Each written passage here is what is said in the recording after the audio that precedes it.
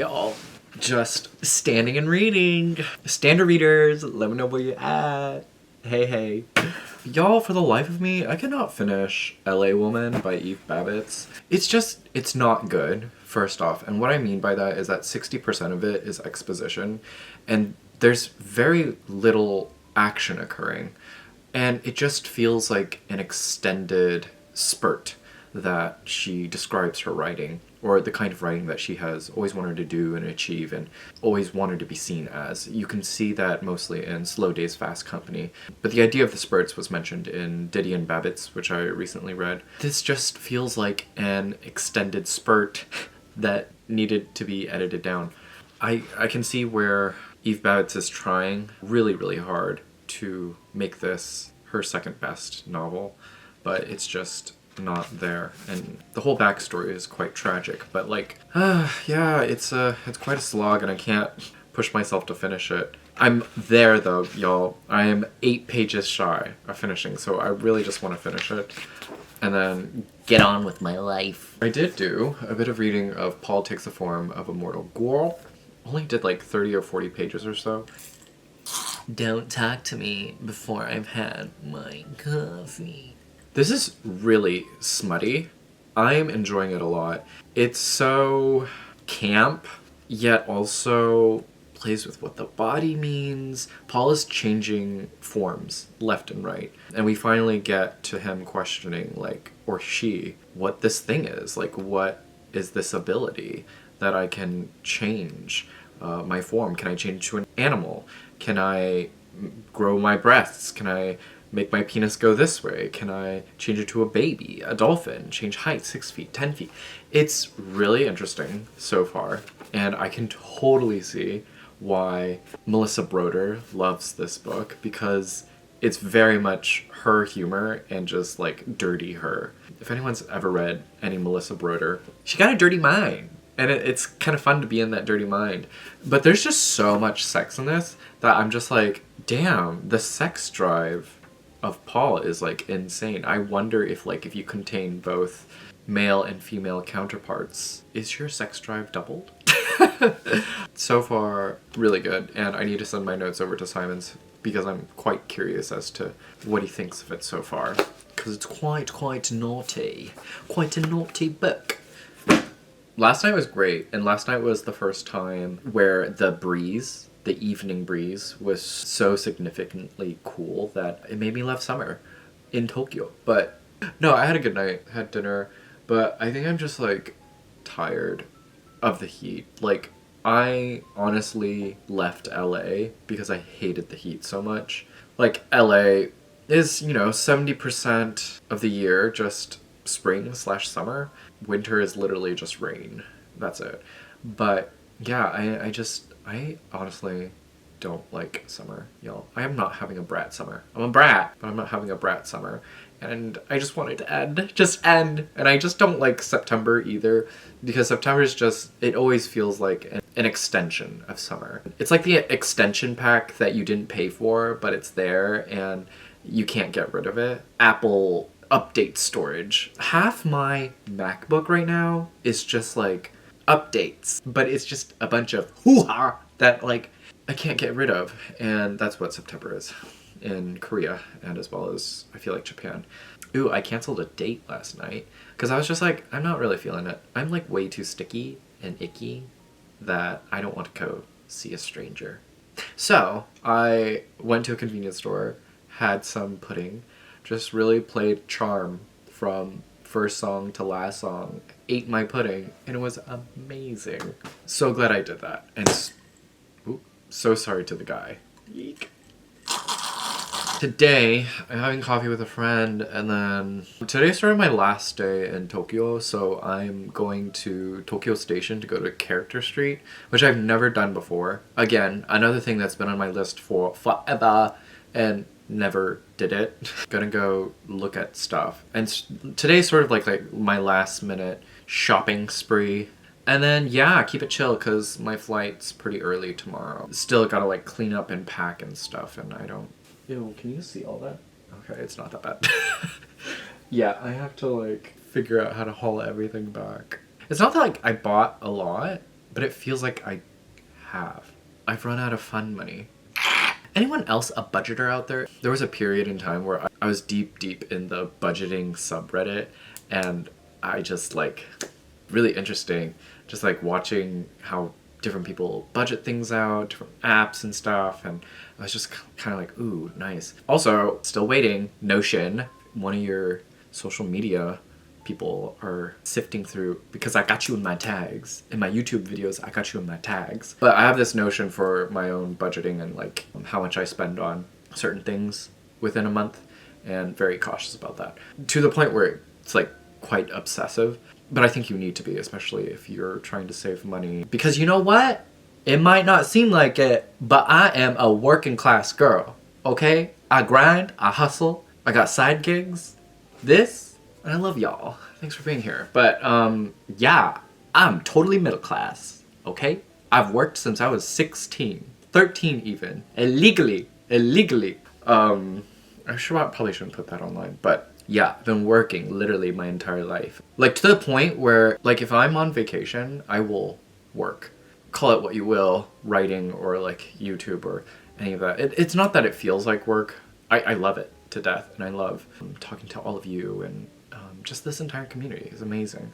But like, especially like wrap-ups. Wrap-ups feel like work to me, but I still enjoy doing it because I feel like that information is just good to have. Like, I'm a person who uses YouTube as a way to search things up instead of, like, say, Google as a search engine. I use TikTok as a search engine before anything else. Where was I going with this? Yikes. Brain rot, y'all. What the fuck did I want to say? Oh, when I'm on vacation, it feels wrong that I'm not working. Like, that's where I've come to be. Because I've worked since forever ago. I mean, I still have leisure. Leisure is so important. I understand when people need like those 2-3 hours after work to decompress with like TikTok or what have you, a jog, anything. I get it. For me, it's just books and films. While also, as an extension of creative pursuit, reading and watching books and films is also a way of a source of inspiration.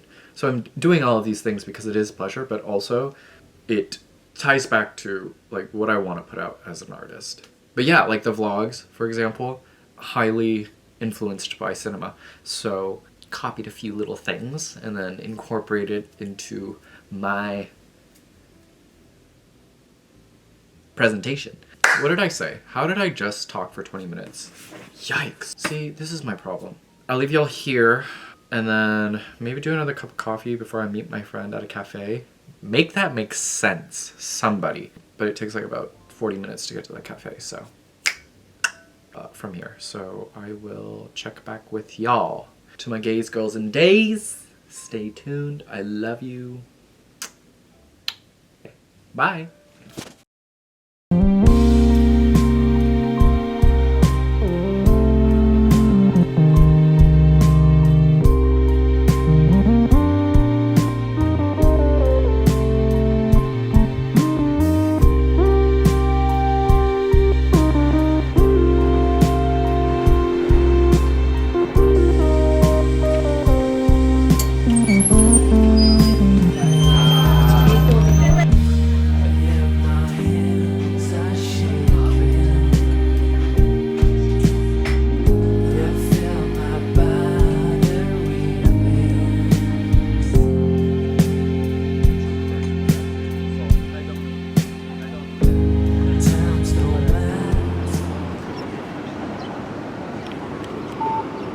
So hot. Just finished coffee with my friend. Now heading to Character Street for last minute weeb goods. Let's go. What's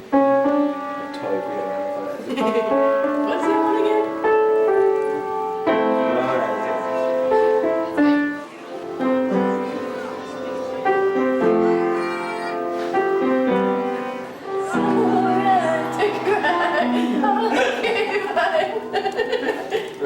Drooled all over my head. I'm thinking and drooling. I want you to sing with me. Okay, well.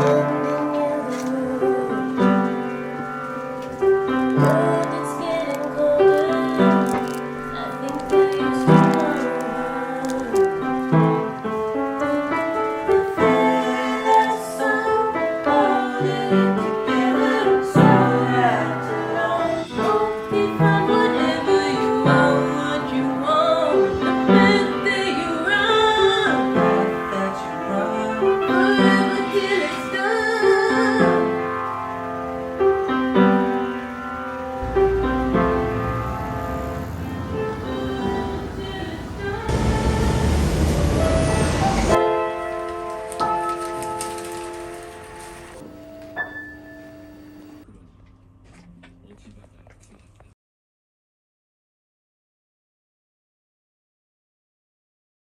Hey, hi, how's it going? It is like midnight and I'm so tired. For some reason, I can't sleep. So I decided to finish the books on hand. Also, didn't realize I didn't talk about this. And yeah, just finished this. Day was hot multiple times where I knew sweat was dripping down my back, showing through my shirt, but we had some great self-control today. There were some things that I saw, and though it still hurts, I was like, no, I'm not gonna bring that home because I think I'll get tired of it after like 3 or 4 months. So we've been good.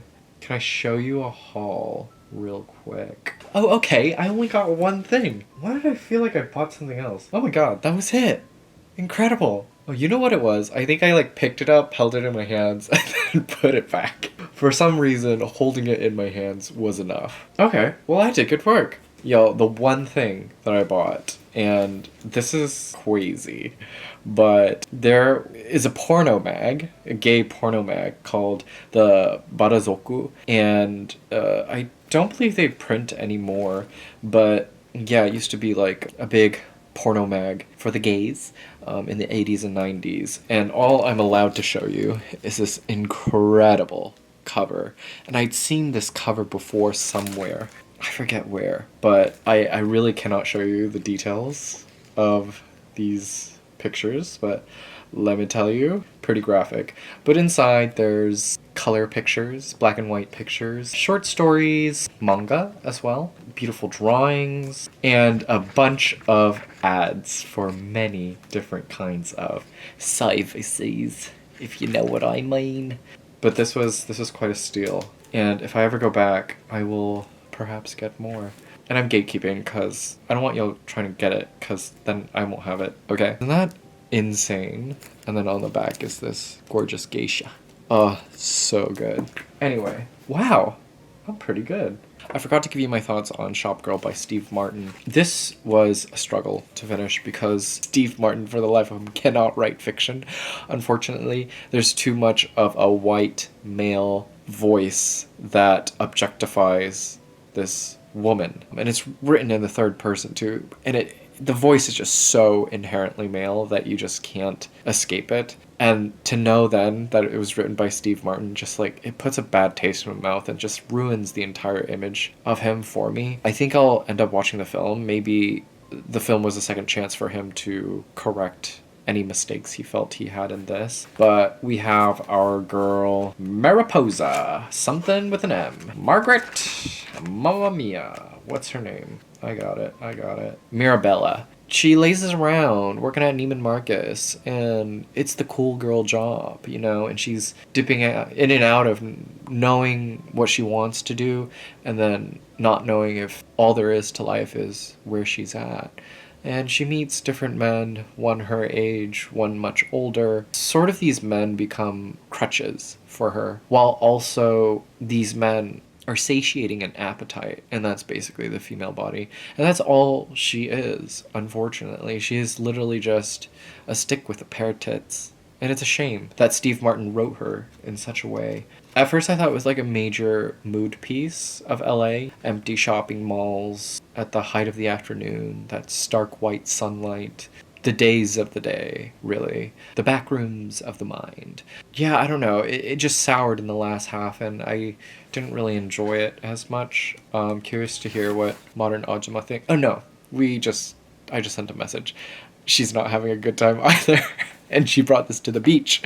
Anyway, if anyone hasn't yet, subscribe to Modern Ajima. She's wonderful. I love that she reads just a wide range of books, especially like cookbooks and architecture books. Like, I don't think I've seen any other booktuber like talk about cookbooks or architecture books, and so it's such a thrill to watch her. That's Shopgirl. Sadly, I thought it was going to be 3 stars, but it might be down to 2.5. I might round up just because I love this cover a lot. You know what? I won't star rate and write my review yet until I watch the movie. Then I'll see how I feel about everything. Not a good way to spend your free time. I think there are better books out there.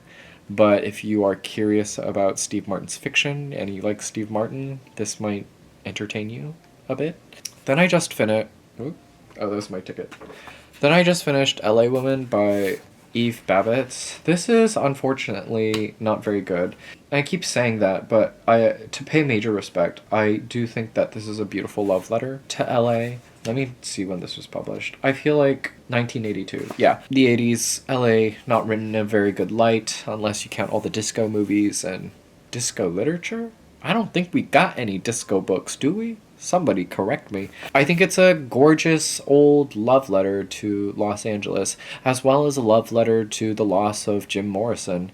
And it's very much Eve. I don't think she can ever write outside of herself. She cannot escape herself. And so the only thing she knows how to write is herself, and she's here. Very much here. Most of it really is exposition. There isn't a lifting ground in terms of how the novel progresses. It kind of just stays pretty flat, plateau, like the LA skyline. In that way, I think what this is ultimately is just a beautiful mirror image of LA through the words of Eve Babitz, and just shows a deep appreciation. I'm going to read the last paragraph for you because this isn't either a very good use of your time, but you know what? I'm glad that I read these during summer and not any other time, because summer is a time where, sure, I love the big book, but also I just love something short, something that I don't really have to think about too much and can dip in and out of. I guess you can consider books like these sci-fi and fantasy for me. Anything like that, like garbage TV. Reality television. This is reality television for me. I don't watch reality television. I don't really watch TV garbage, but this would be my garbage. Does that make sense? Hot take? I don't know. Somebody come after me in the comments. But I think Eve was always trying to paint LA in the best picture in its weird and wonderful way. Oh, I was supposed to read the end for you.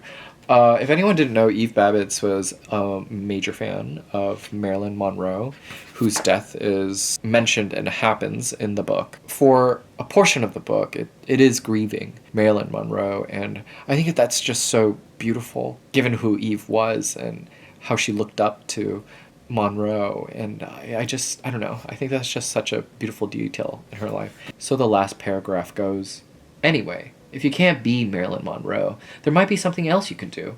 And if a girl in blue could leave Sour Lake, Texas, simply to be around movies when Hollywood was Hollywood, then just being an LA woman, if you ask me, was always what Hollywood did best. And that's LA Woman. And yeah, I guess talks about like what it means to be promiscuous and a sexually liberated female in LA, and what is essentially the LA woman. And yeah, it's fine. Yeah, if you're an Eve Babitz stan, definitely tackle it, but definitely skippable. And I fear that's how I feel, or how I will feel, about the rest of her books. I think what I'm going to do is read... Oh, what is it? It's Eve's Hollywood, Hollywood's Eve. But Hollywood's Eve is written by Lili Anolik, which I do want to get to. She wrote 2 for 2. I think that's how it goes. It's about tango. I think I'm going to read that, and then save Black Swans for last, because I just feel like that's right. Oh, and I Used to Be Charming, which, oh god, I don't ever want to pick up that copy because it's so ugly. Yeah, I've talked about it before, I think. Oh, in the live that Kieran and I did. Like, I'll put it up, but it is hideous. Who approved that? NYRB, who did that? It is so ugly. You know what? Someone at NYRB had a fucking foot fetish. And you know what? Not to shame, not to shame. Like, whatever humps your camel, okay? Whatever floats your boat, okay? I don't care. But please, don't make it the cover of an Eve Babitz book. Ugh, I just want them to redo it. I'm gonna send a letter. I'm going to ask why. Who made that choice? Why? Out of all the pictures I could have used in the entire world, of all the artists that could have perhaps drawn something. Anyway, furious. And this is why I judge books by their covers, because honestly, that was a choice. Yeah, and I hear you. I Used to Be Charming is quite good, so I need to get to that. Maybe I'll do that and then Black Swans. I haven't really made much progress in this guy all day. I was so busy just like browsing all of the bookshops, which was so nice. It was so... this is gonna be a hot take as well, but like, I just think Japan, or Tokyo at least, does such a fantastic job of archiving. And archiving like really, really hard to get books. I'm gonna be so sad when I go back to Seoul, because there's like some print stores. There's some like good used bookstores, but not at the level that Tokyo plays at. And it's just so sad, so disheartening. Yeah, I'm kind of restless. I don't know what it is. And it's definitely not the coffee, because I've been pretty much drinking the same amount of coffee. Unless the coffee today was like really good. I went to, this I won't gatekeep, because you'll probably have a hard time getting a seat at the table. It's called Nephew in Yoyogi Park nearby. It's actually next to one of the bathrooms from Perfect Days. It's like literally right next to it. So it's a great spot to stop by.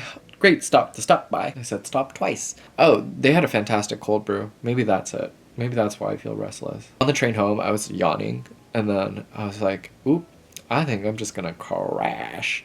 But then I took a shower, and then I was like, I'm not tired. The shower is really refreshing. Yeah, I've just sort of been like rearranging stuff in my suitcase and just like throwing stuff out. So, oh, speaking of, I can't believe I hauled my draft with me all the way over here. And I think I have to toss it because it's just too heavy. It's like it takes up a lot of space and I don't need it. But God, I have all these edits, so I wonder if...